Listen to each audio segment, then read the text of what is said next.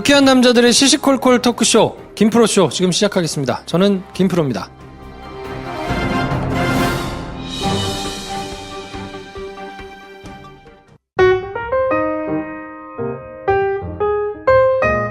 아직 불행하지 않습니다 라는 책, 작년에 나온 책이거든요.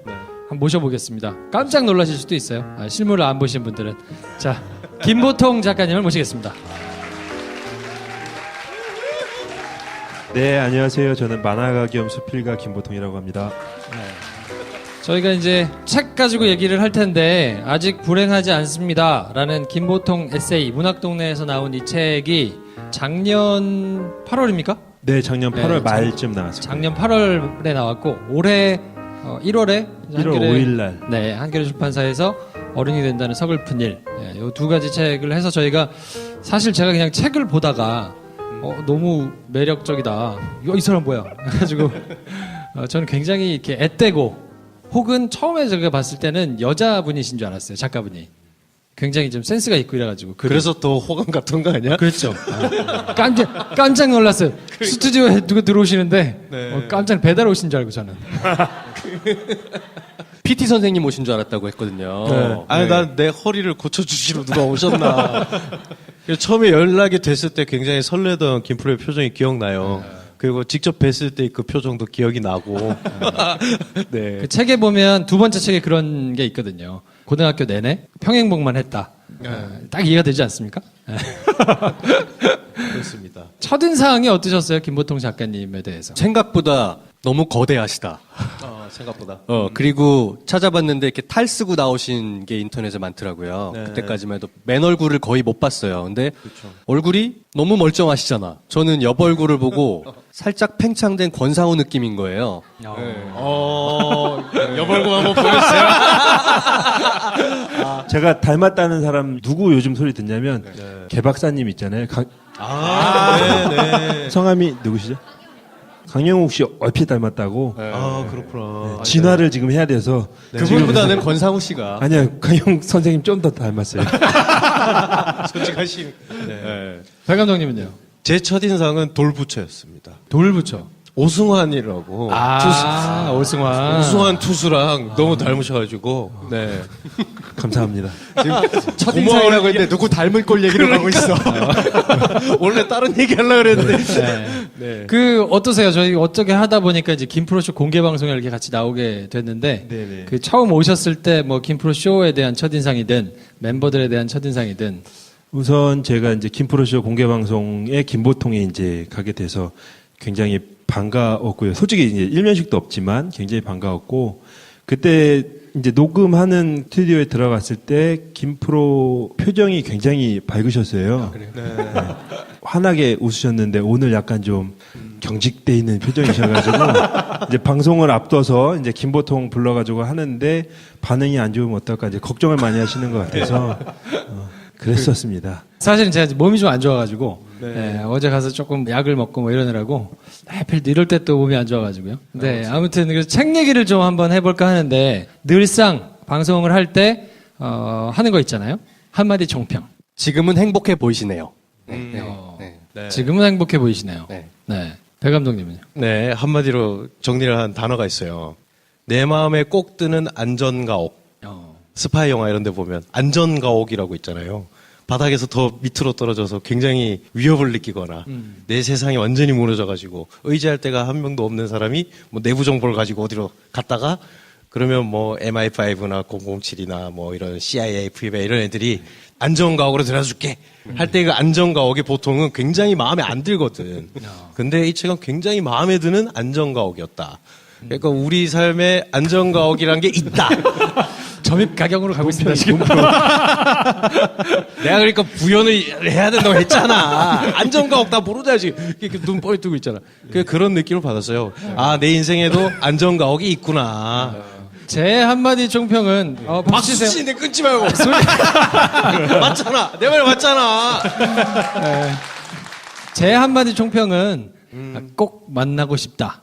그러니까 제 한마디 총평이었어요. 그래서 사실은 이제 모시기도 했고. 네네. 자, 그래서 책에 대한 얘기를 한번 본격적으로 좀 해볼까 하는데, 크게 보면 한 3가지 챕터로 이제 나눠져 있거든요. 그래서 처음이 이제 우울한 행복이라는 큰 주제를 가지고 퇴사를 하시게 됐을 때부터 쭉 이제 본인의 삶을 이렇게 정리를 해 놓으셨는데, 그 중에 제 눈에 탁 와서 박혔던 부분이 IMF에 대한 부분이었어요. 이제 저희가 나이가 얼추 그 IMF를 지나갈 때 저희는 대학생이었고 이제 저는 이제 고등학생. 네, 고등학생이셨으니까 놀라셨어요? 놀라시는 이 표정 뭐죠? 아무튼 네. 좀 표정을 감춰주세요. 게스트잖아요. 게스트. 혹사나갑니다. 아무튼 그래서 저희가 한참 이제 학창 시절을 보내고 있을 때 IMF가 터진 거라서 네. 뭐 모두가 다 그랬겠지만 나름대로 이제 뭐 한 20년이 훌쩍 지난 일이니까 그때 얘기를 한번 조금 해주시면 책에도 이제 쓰기는 했는데 책을 안 보신 분들을 위해서 방앗간이 뭐 그러니까 네. 그때가 97년도였잖아요. 네. 정확히는 고등학교 1학년이었는데. 누구야, 손들어. 어제 마음에 상처받았어요. 아, 정말. 제가 이제 그래서 학창 시절을 보냈는데 저희가 방앗간을 하고 있었거든요. 이제 방앗간이라는 업종 자체가 뭐 지금도 뭐 돈을 많이 버는 업종은 아니지만 그때 당시에 많은 사람들이 그랬듯이 무능연 상태로 이제 폐업을 하게 돼서 이제 어머니는 우울증에 걸리시고 이제 아버지도 실질적으로 경제 활동을 전혀 못하는 상황이었는데 어떻게 보면 가장 예민한 청소년기잖아요. 그때 이제 저희 반에서 저만 그랬던 것도 아니고 저희 동네 친구들도 다 그렇게 어려운 시절을 보내가지고 약간 그게 마음에 공통된 약간 트라우마로 남았던 것 같아요. 그래서 회사를 다니는 삶도 언젠가는 망할 수가 있는 거구나. 그때 매일 뉴스를 보면 유명한 회사들이 다 넘어가고 있었으니까 그래서 회사를 다니는 것만이 꼭 능사는 아니겠구나라는 생각도 하면서 또 한편으로는 안정적인 삶을 살고 싶다라는 이 욕망이 굉장히 커졌었어요. 그래서 그게 98년, 99년, 2000년 넘어가면서 대학교를 들어갈 때 친구들끼리도 공통적으로 하는 얘기가 본인이 어떤 과를 가고 싶고 어떤 일을 하고 싶다라는 것보다 중요한 게 어떤 과를 가야 취업이 잘 되고 어느 회사가 안정적이라더라, 공무원도 좋더라, 뭐 이제 그런 인식이 퍼지면서 그 세대들이 지금 이렇게 사회를 만들어낸 게 아닌가 생각을 합니다. 책에 보면 그런 부분이 나오거든요. 행정실로 불려가서 총무직원이 등록금을 왜 안 내느냐고 물으니까 네. 어머니는 몸져 누워 계시고 네. 아버지는 도망치셨습니다. 네. 라고 대답을 했는데 전혀 반응이 없었다고. 네. 왜 반응이 없냐면 어제는 아버지가 우울증으로 누워 계시고 어머니가 도망을 갔다. 이게 레파토리이기 때문에 이제 그분도 이제 맨날 오는 애가 맨날 오니까 이제 저도 이렇게 그렇게 큰 상처가 아니었던 게 어쩌다가 한 번 저만 불리는 거면 상처였을 건데 매일같이 불리는 명단이 있어요. 이제 그 중에 하나이기 때문에 가면 이제 줄 서서 기다리고 있다가 들어가서 오늘도 이제 답 안 나오는 거짓말하고 나와서 너 또 불려갔다 왔어? 이제 뭐 했었던 기억이 나요. 근데 그때 집에 와서 저희 어머니한테 30만 원밖에 안 되거든요. 그래서 30만 원 등록금이 없어서 오늘도 불려갔다 왔습니다라고 얘기를 해도 저희 어머니가 그래서 어쩌라고라고밖에 말을 안 하시니까 그래서 어쩌라고 이렇게 그러게 어쩔 방법이 없는데 그래서 그게 되게 당연하게 느껴졌던 것 같아요. 저만 그랬던 게 아니고 다들 힘든 시기였기 때문에. 김 선생은 어떤가요? 멤버들의 IMF는 어땠습니까? 그때가 97년 겨울에서 98년 초였던 걸로 기억하거든요. 그때 제가 신입생이었다가 근데 다행히도 저희 집은 그걸로 인해서 뭔가 풍비박산이 나거나 이러진 않았어요. 근데 대신에 아버지가 다니시던 회사 은행이었는데 그 은행이 이제 인수합병되고 넘어가면서 그냥 아버지는 퇴직금 받고 잘 나오셨어요. 제가 집에서 막내라 어차피 저희 형들이랑 누나들은 다 대학교 졸업했고 저밖에 안 남은 상태여가지고 별로 경제적으로 어렵거나 이러진 않았거든요. 다행히 되게 잘 넘어간 거예요. 근데 제 주변의 친구들은 그때 되게 어려워진 친구들이 진짜 많았어요. 네. 이거 어떻게 하면 좋나 이런 생각 많이 했었죠. 근데 다행히도 저는 직접적으로 그런 건 없어서 굉장히 철딱서니 없이 계속 대학생활을 할 수 있었습니다. 네. 그래서 지금의 제가 되었습니다. 그렇구나. 네. 배 감독은 어때요? 배 감독은 그때 고등학교 졸업할 때인가요? 네. 더 어린 나이로 하고 싶다. 중2 때였는데요. 막 이러고 싶다. 그러고 싶다. 아무것도 몰랐어요. 막 2차 성징 오기 전이라 막. 그러고 싶은데, 비슷한 케이스인데, 제 아버지도 은행원이셨는데, 지역은행 중에 안 망한 전설의 은행이 한 두세 개 있거든요. 대구은행, 부산은행, 뭐 전북은행. 전북은행, 대구은행이 아주 잘 계셨어요. 그러다가 대동은행이라는 데가 생기면서 새로 이제 뚫어야 되는 굉장히 전투적인 지역의 지점장이 되시자마자 그 은행이 없어진 거예요. 퇴직금이 없어진 거야. 그리고 대학을 가야 되니 그 기억만 나요. 아다리가 이렇게 맞다니. 첫 학기 등록금을 내가 내기 시작하면 이게 시작이면 이걸로 계속 약간 이제 저는 그런 생각을 계속했고 딱 하나 느꼈던 게 그 전까지는 아버지한테 감히 말을 못 걸었거든요. 잘. 아버지는 하는 말이 다 맞는 말이고 삶으로 다 증명하신 분이었는데 오히려 굉장히 좀 한 몇 달 동안은 굉장히 힘들었던 시기를 지나고 나서는 아버지도 자신의 실패를 인정하고 제가 아버지 마음에 들지 않는 것에 대해서 어느 정도 포기를 하면서 그때부터 아마 대화를 좀 했던 것 같아요. 대학교 1학년 때부터 그 전까지 거의 뭐 1년에 몇 마디를 하려나 하는 정도의 사이였는데 그 뒤로는 대화를 시작하게 된 계기. 그래서 뭐 어머니가 온갖 자격증을 다 따시고 그래서 이제 어머니의 위상이 오르면서 반찬이 있다 오냐 이런 말은 쏙 들어가고 주는 대로 먹으면서 그리고 저는 사실은 어릴 때 좀 부러웠던 게 철없는 시절에 애들이 막 신문 돌리고 우유 배달하고 하는 걸 보면 되게 하고 싶었거든요. 오토바이도 타고 막 지 돈으로 지가 막 깎아도 사 먹고 하는 게 그걸 절대로 하지 말라고 하셨던 아버지였는데 그 뒤로 제가 뭘 하든 내가 가끔 몇만 원 주니까 이제 제가 이제 일하는 거에 대해서 굉장히 터치가 없어지면서 약간 당하는 느낌? 이런 시기를 보냈었죠. 근데 그때 아버지랑 그 이후부터 대화를 하시기 시작하셨다고 했잖아요. 네. 아버지가 아시나요? 우리 아들이 이렇게 말이 많은 애구나라는 거를. 아직 거기까지 못 갔어. 네. 그러니까 대답 정도는 하는구나 애가 이 정도는 알고 계시거든요. 여러분들도 비밀 유지를 하셔야 돼요. 김보통 작가님 모셔놓고 저희만 얘기를 해가지고. 그러니까 나한테 자꾸 묻지 마. 이 양반한테 두 갈씩으로 물어봐. 해주세요, 앞으로. 대답을 두 갈씩으로 해주세요. 형들이 이렇게 말을 많이 했어? 자, 책에 보면 그 여행 이야기가 또 나오거든요. 회사를 그만두고 오키나와에 이제 여행을 가는 얘기가 나오는데 뭐 전혀 준비를 안 하고 그냥 가는 스타일. 뭐 이런 걸로 이제 쭉 책에 보면 에피소드가 이제 정리가 돼 있거든요. 원래 그렇습니까? 원래 그랬던 것 같아요. 제가 대학교에 들어와서 그때도 상태는 계속 안 좋았기 때문에 제가 이제 돈을 벌어야 돼서 과외를 4개씩을 했어요. 이제 월화수목금을 계속 과외를 다니는 거거든요. 그러면 돈을 벌어서 그걸로 이제 생활비도 내고 뭐 어쩌고저쩌고 하면서 그 남는 돈으로 이제 제가 즐기는 유일한 그 즐거움이 이제 혼자 여행 가는 거였어요. 대학교 다니는 동안 친구들이랑 뭐 MT니 OT니 가본 적도 없고 그 흔한 소개팅도 해본 적이 없어요. 대신에 했던 게 이제 몇만 원 들고 고속버스 터미널 가서 도시 이름만 보고 가장 마음에 드는 데를 한 5,600원짜리 끊고 아무데나? 가요. 예, 아무데나 가서 그냥 그 동네를 돌아다니다가 모텔도 아니고 이제 여관 있잖아요. 여관에 보면 남는 방이 있어요. 이제 옥탑방 같은 거 남는 게 있는데 그거 좀 싸게 주시라고 하면 15,000원 뭐 이렇게 주시거든요. 그래서 거기 들어가서 하루 자고 오는 게 제 여행의 시작이었는데 이제 그게 뭐 어떻게 보면 멋있어 보일 수도 있는데 저는 그게 나름대로 이제 탈출하고 싶은 욕망이었던 거예요. 이제 집에 있으면 어머니는 계속 상태가 안 좋으시고 이제 아버지도 계속 그렇고 집안 형편도 그러니까 단 하루라도 좀 이 현실에서 좀 벗어나고 싶다라는 생각 때문에 그렇게 여행을 시작했는데 이제 버릇을 잘못 들여서 그런지 몰라도 그 뒤로 이제 뭐 어느 나라에 가든 뭐 영국을 가든 뭐 다른 일본을 나라도 가든 똑같이. 다른 나라도 똑같이 가게 되더라고요. 한 이름만 번은 보고. 재작년인가 일본에서 이제 제 만화가 책으로 나와가지고 그때 뭐 인터뷰 때문에 이제 일본을 갈 일이 있었어요. 이제 그쪽 출판사에서 이제 항공권이랑 다 보내주고 이제 호텔도 보내주고 해가지고 갔는데 그때도 트렁크에 팬티 하나랑 칫솔 하나 넣고 갔거든요. 똑같군요. 양말은?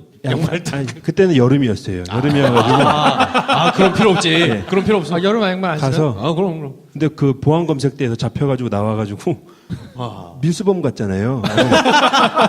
이게 엑스레이 통과를 시켰는데 안에 엑스레이 칫솔 하나랑 빤스 하나 있으니까 그래서 나와가지고 보안 검색 이거 다 까가지고 꺼내놓고는 왜 아무것도 없냐. 뭐가 있냐라고 물어보는 게 아니고 왜 아무것도 없냐라고. 야, 그건 신박한데? 과자를 사러 왔다. 아니, 저 딴에는 이게 공짜로 일본을 가는 거니까. 근데 뭐 오래 가는 건 아니라 이제 관광은 못 하고 이제 과자라도 많이 사가지고 가야지 했는데 이게 아무것도 없으니까 과자 사러 왔다 했더니 그 사람이 더 안 믿는 거예요. 30몇 살의 아저씨가 과자를 사러 빈 트렁크로 왔다. 그래서 밀수하러 온 거 아니냐? 아니다. 나 가루비 과자를 되게 좋아한다.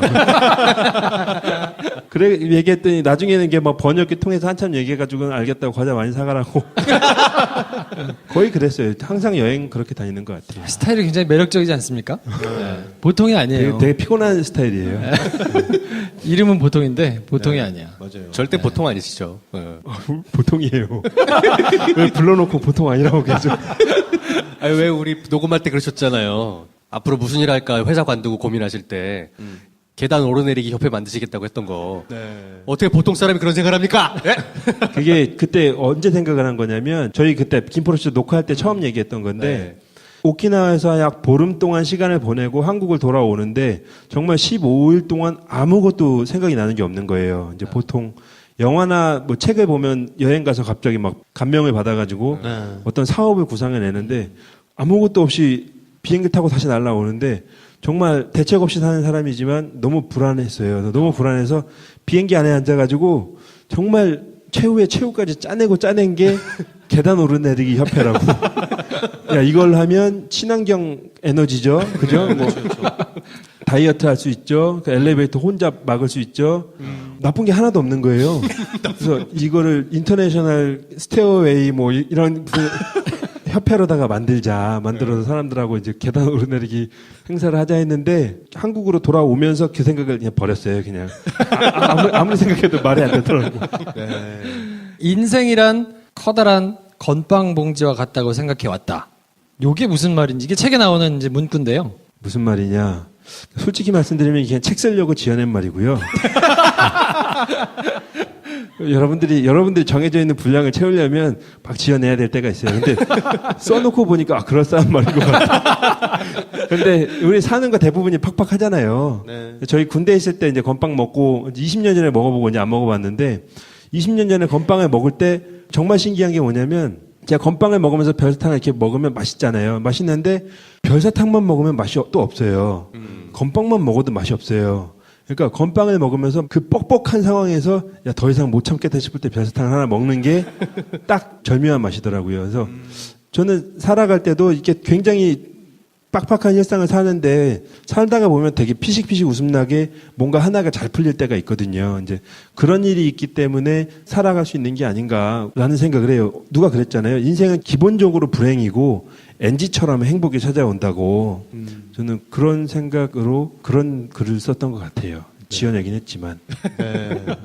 그 나름대로 이제 책을 쭉 읽어보시면 조금 독특한 시각 내지는 통찰 이런 것들이 많이 담겨 있거든요. 그래서 제가 매력을 느낀 포인트도 이제 그런 거 같은데 책에 있는 에피소드를 쭉 읽다 보면 그런 부분이 나와요. 그러니까 고등학교 때 아까 말씀하신 이제 IMF가 터지고 나서 그 학교에 있는 도서관에서 아르바이트를 이제 시작하게 되면서 근데 이제 한겨레에서 나왔던 책을 읽어보면 공부를 못 하셨거든요.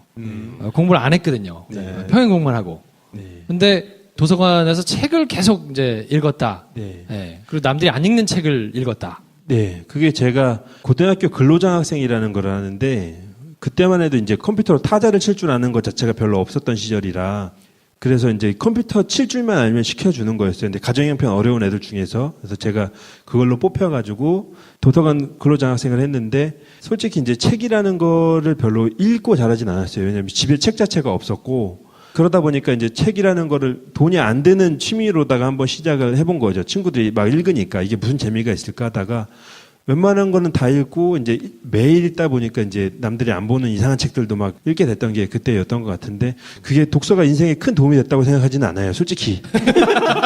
그냥 저는 긴 시간을 어떻게든 때우고 싶었어요. 그러니까 다른 친구들은 뭐 학원을 다니고 바쁘고 뭐 어쩌고 저쩌고 바쁘고 놀러 다니기 바쁘는데 저는 일단 그 모든 행위가 자본주의 사회이기 때문에 돈이 필요한 거잖아요. 그 친구들이 전화가 와서 야 어디 커피숍인데 놀러 와. 그래도 커피숍은 돈 내야 되잖아. 그래서 이제 항상 못 나가고 그랬었는데 그러다 보니까 집에 누워서 이제 책을 보는 거 빼고는 할 게 없어서 근데 그렇게 크게 인생에 도움이 됐었던 것 같지는 않고 오히려 도서관 근로장학생을 함으로써 등록금 면제받을 수 있어서 되게 좋았고, 그럼 아까 등록금 못 내서 방송 나왔다고 했잖아. 그거는 이제 3학년 때, 고3 때 제가 잘렸어요. 그게 이제 왜 잘렸냐면 네. 공부해야 된다고. 고3 되면 이제 1학년을 새로 뽑아서 다른 사람을 시켜야 돼서 너 이제 내려가라고 하시는 거예요. 그래서 제가 아니요 저 할 수 있어요. 했더니 너 입시 준비해야 되잖아. 그래서 저 대학교 못 갈 것 같아요. 괜찮아요. 시켜주세요 했는데 안 된다고 해서 내려왔는데 그날 어머니한테 엄청 혼났어요. 왜 그거 잘렸냐고. 책에 보면 회사 그만두시고 나서 도서관을 한번 해보고 싶다라는 생각을 하셔서 네네. 책을 좋아했던 뭐 책에 갈급했던 마음 때문에 하고 싶었다고 하시고 책을 왕창 주문하셨다고 썼어요. 네네. 근데 결국 도서관을 차린 건 아니시잖아요. 못 차렸죠. 네. 그 책을 다 가지고 계세요 지금 혹시? 지금도 다 있어요. 네. 다 이제는 책을 산 지가 거의 6, 7년이 돼 가다 보니까 네. 이제 노랗게 바라고 있는데 그게 안 읽으신 분들은 모르시겠는데 200권 산 게 아니고 2,000권을 사셨어요. 2,000권 샀어요. 네.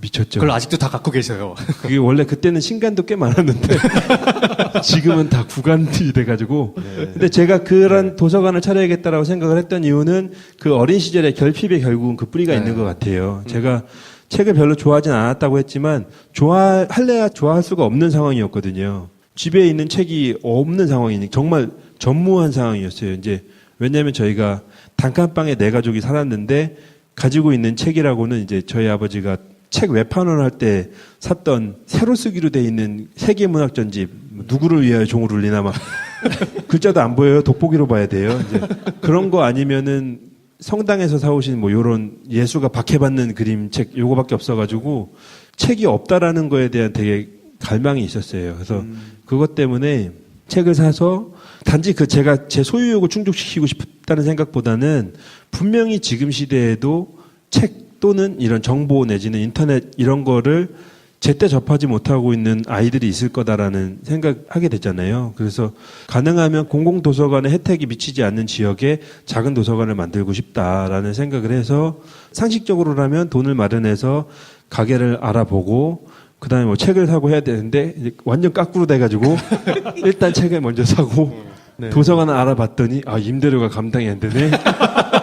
그래서 책은 몇 년째 박스에 쌓아뒀다가 이제 만화가로 어느 정도 자리 잡고는 이제 다시 책꽂이에 다 정리해놨죠. 그래서 한 몇 년 동안 도서관 못 열 것 같아서 그냥 다 마음 비우고 이제 정리해놨는데 그래도 지금도 포기하진 않았어요. 아까 대기하면서 우리 김 프로님이랑도 얘기했던 게 나중에 궁극적으로 하고 싶은 게 뭐냐 해서 저는 항상 생각하는 게 마지막 명함은 공공의 도서관의 그 혜택을 받지 못하는 취약 지역에 작은 도서관을 만들고 싶어요. 그래서 20년, 30년 전에 책이 없어서 내지는 읽을 게 책밖에 없어서 그렇게 힘들어했던 저 같은 누군가한테 도움이 좀 됐으면 좋을 것 같아요. 멋있다. 네.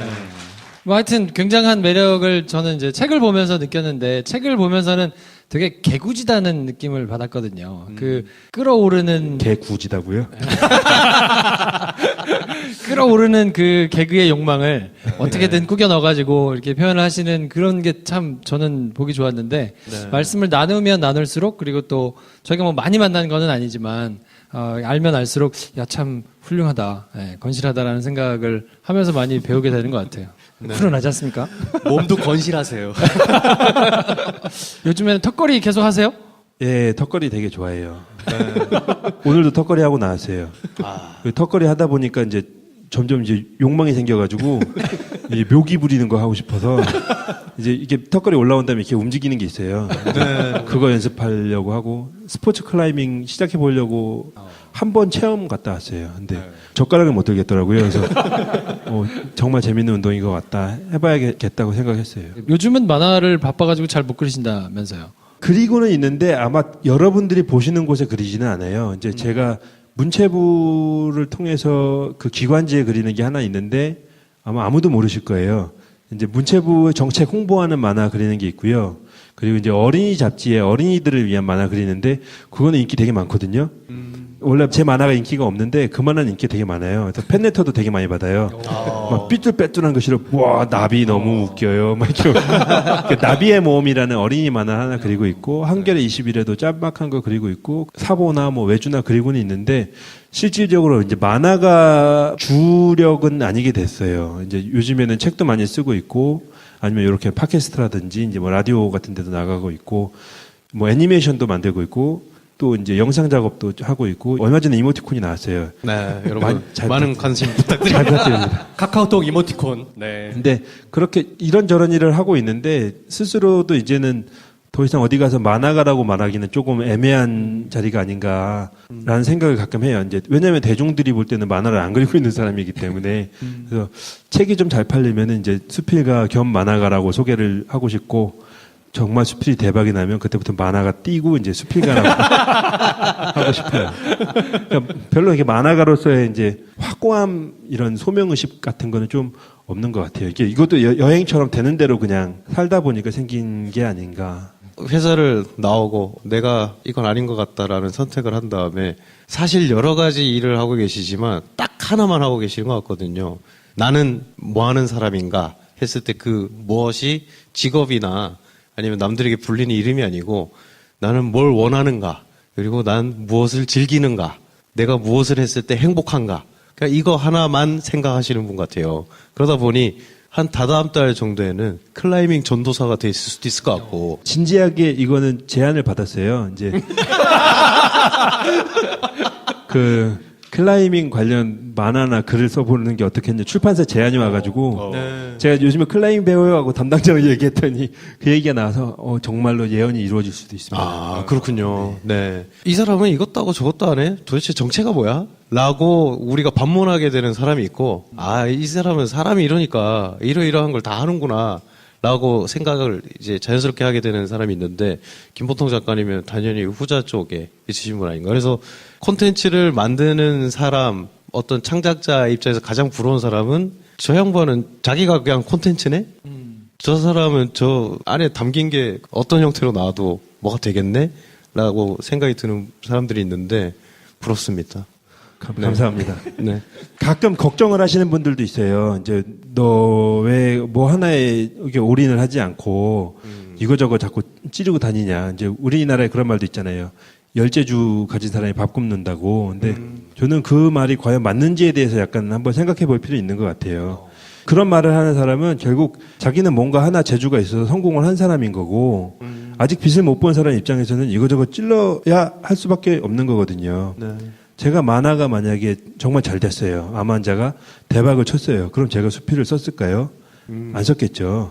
네. 안 됐으니까 수필을 쓰는 거고 수필이 만약에 대박을 쳤어요. 수필 대박을 쳤으면 제가 이모티콘을 만들까요? 안 만들어요. 네. 이모티콘도 나왔어요. 일주일 됐어요. 일주일 됐는데 대박은 이미 글렀어요. 그러면 이제 제가 이제 영상도 해야 되는 거고 네. 김프로쇼도 부지런히 나와야 되는 거고 클라이밍도 해야 되는 거고 그래서 남들이 말하는 그런 거에 시도를 못하게 막는 강박에 대해서는 좀 벗어날 필요가 있는 것 같아요. 그래서 내가 지금 이거저거 하고 있는데 잘하고 있는 걸까라고 생각하실 때는 한순간 정도는 저를 떠올리셔도 괜찮을 것 같아요. 그렇게 이상한 사람 아니기 때문에 그래도 어느 정도 그냥 보통 정도로만 성과를 내도 좋지 않나 생각합니다. 뭐 저희들은 100% 공감하죠. 요즘에 그림 그리시잖아요. 그래. 요즘 가열차게 그림 그리고 있어요, 엄청 지금. 그래요. 대기실에서 저희가 저희 굿즈를 작가님한테 선물을 드렸어요. 그랬더니 작가님 감사합니다. 그랬더니 김프로 쓱 보면서 의미심장해 요즘 그림 너무 열심히 그리시던데요. 이건 내 건데 그러시는 거예요. 그러니까. 그래서 제가 그랬어요. 작가님 오디오 클립을 접으시라고. 무슨 얘기냐면 제가 지금 오디오 클립을 또 준비하고 있어요. 김보통 쇼라고 해가지고 하려고. 다 그런 거예요, 여러분. 네. 여러분들이 원하시는 분야에 김보통 작가님을 놓고 싶으시다 하면 난 이 양반이 이거 하면 좋겠는데 그걸 대박 내란 말이야. 그러면 그걸 계속 하신다라는 생각을 해봅니다. 도와주세요. 책에 보면 그런 표현이 나와요. 수족관과 바다. 본인이 회사원인 거를 늘 놀리는 친구가 한 명 있는데 그 친구가 이제 회사원인 거를 맨날 놀리다가 이제 회사 그만뒀다고 만났더니 수족관에서 나온 기분이 어떠냐. 뭐 이러면서 얘기를 했다는 표현이 나오는데 저는 그걸 보면서 맞는 표현 같다라는 생각을 했거든요.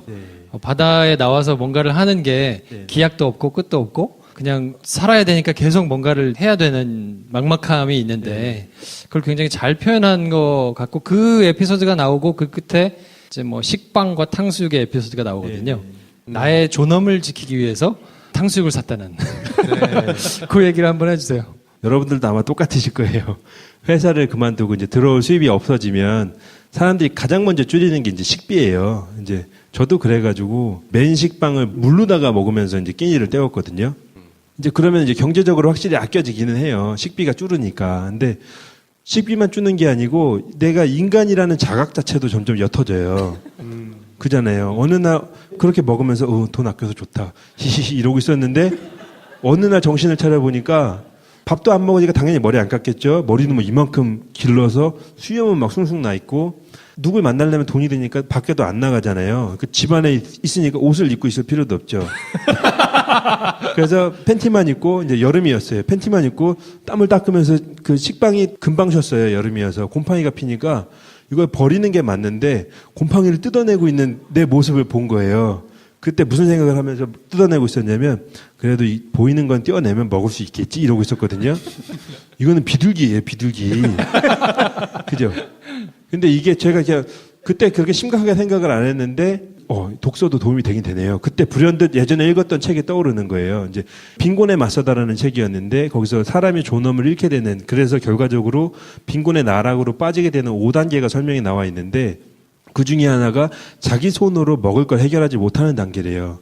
이제 그게 마지막 단계래요. 그 단계까지 오면 내가 사람이라는 거를 포기를 하게 된다는 거예요. 제가 딱 그 상황이었던 거예요.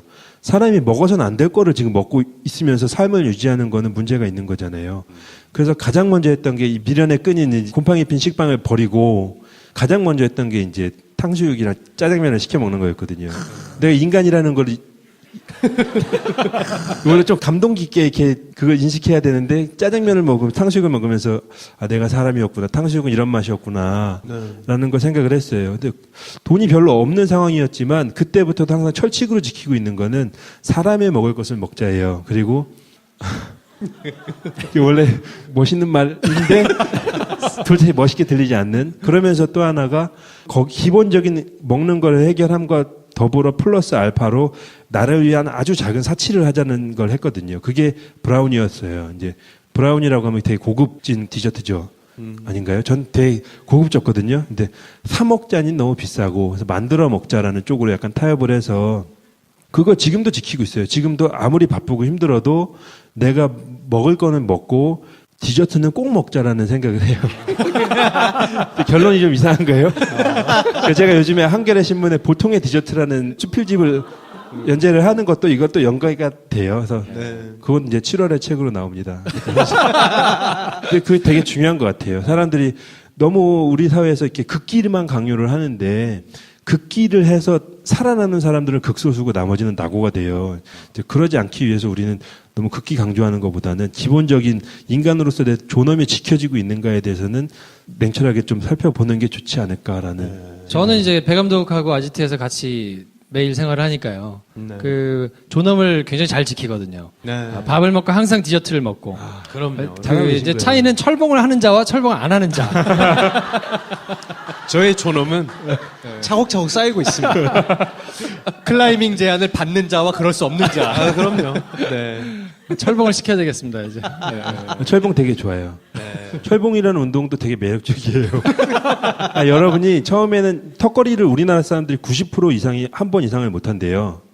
왜냐하면 매달렸다가 올라가려고 하면 이게 안 되니까 포기해버리고 다시는 안 하는 거예요. 근데 그 과정을 생략하고 결과만 보는 거거든요. 원래 턱걸이를 하려면 1분 이상 매달릴 수 있을 때까지 악력도 길러야 되는 거고 견갑골 쪽에 근육도 늘려놔야 돼요. 그래서 그거를 지키고 나면 턱걸이 한 번만 하면 10번 하는 거는 금방이거든요. 하실 수 있어요. 매달리시는 것부터. 감사합니다. 한 2달 정도 뒤에 인증하도록 하겠습니다, 저희가. 누가?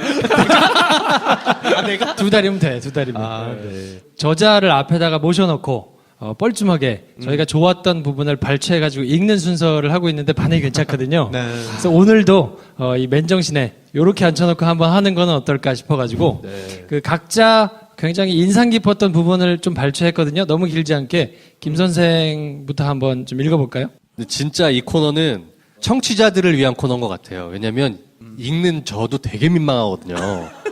근데 항상 저자분들을 보면 듣는 분들도 되게 민망해하세요. 그러니까 눈을 보고 해. 괴로워요. 우리 상호간에 되게 민망한데 여러분들 위해서 하는 거니까 잘 들어주세요. 그렇게 회사의 울타리를 넘었다. 택시를 타고 환한 대낮에 집으로 돌아가는 길. 문득 우주선을 벗어난 우주인이 된 기분이 들었다. 왜 우주인이 우주선을 벗어났는가? 그것은 우주인이 폐소공포증을 가지고 있기 때문이다. 이전에도 그 증세를 가지고 있었는지 어땠는지는 알 수 없다.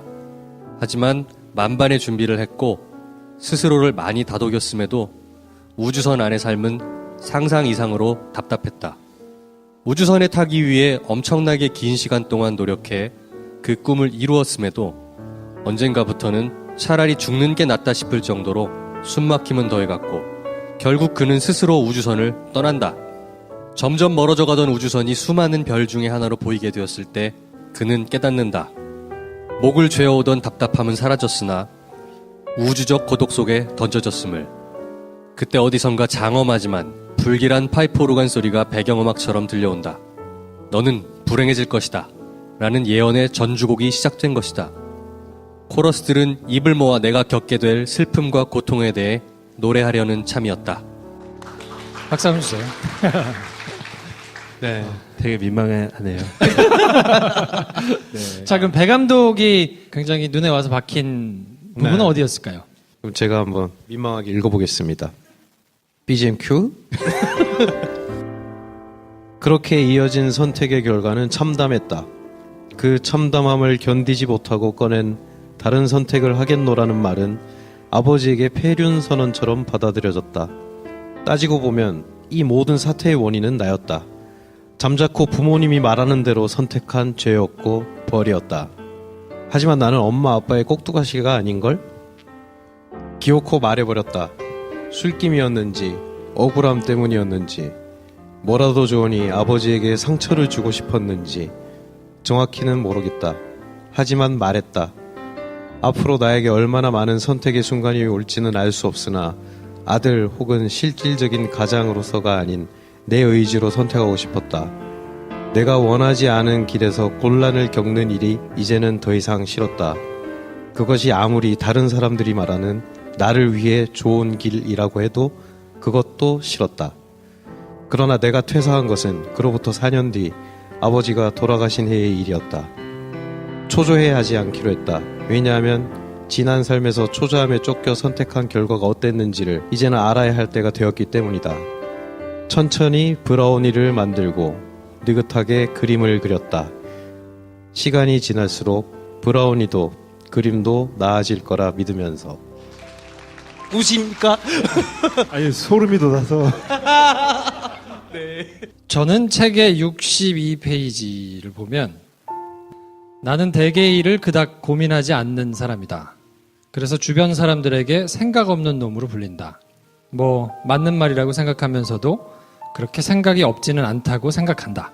변명하자면 생각이 없다기보다는 생각해봤자 내 뜻대로 되지 않을 확률이 높다는 것을 전적으로 인정하는 쪽에 가깝다. 예를 들면 지금이 그렇다.